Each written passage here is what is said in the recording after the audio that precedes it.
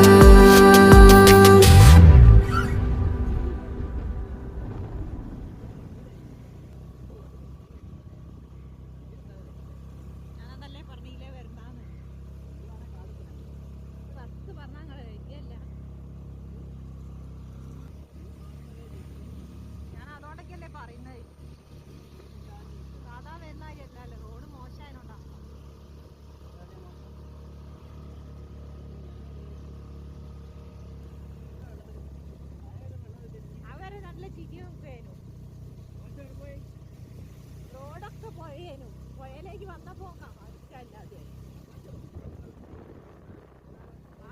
തെറ്റിയതാ.